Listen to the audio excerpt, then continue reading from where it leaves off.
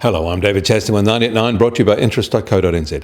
This week at everything you need to know in 90 seconds at 9 o'clock. With news, the RBA is warning banks of the risks of their too high profit targets. But first, in the US, consumer confidence fell for the fourth straight month in April amid growing concerns about weaker economic growth. But there was also more confirming data pointing to a manufacturing slowdown, similar to those that we reported on Friday. Washington is also moving to force some sunlight into shell company owners. Additional moves to reveal hidden ownership behind trusts can't be too far behind for the same motivations.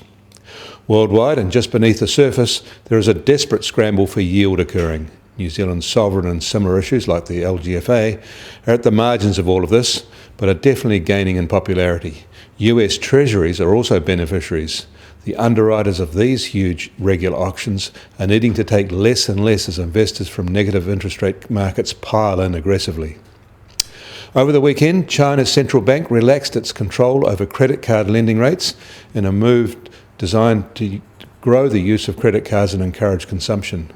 The People's Bank of China said in a notice published on its website that it will allow banks to offer up to a 30% discount on credit card lending rates, which currently stand at 18.5%. It also reminded them that they can't charge more than that rate on their credit card borrowings. At the same time, they raised the limit credit card holders can withdraw in cash from the country's ATMs. Also over the weekend, Indonesia's central bank said it will change its benchmark policy interest rate. The new benchmark, which is the interest rate the central bank pays to borrow from commercial lenders, is currently 5.5%. which will replace the 12-month reference rate of 6.75%. There are pains to point out that this doesn't actually represent a change in the rate or policy, just an updated benchmark.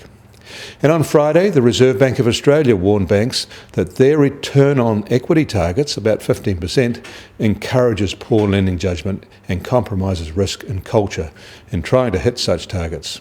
They say shareholders need to lower their profit expectations to maintain the safety of the banking system. We should note that ROE for these banks is actually just as high in New Zealand.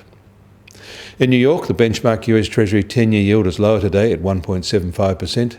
The oil price dropped over the weekend, is now at $40 a barrel in the US, while Brent is now at $43 a barrel. As expected, the OPEC effort to restrain output has failed, and for the reason expected, rivals Saudi Arabia and Iran can never seem to agree on anything. The gold price went the other way, up to $1,243 an ounce. And finally, the New Zealand dollar starts today at 69.2 US cents, at 89.6 Aussie cents, and 61.3 Euro cents.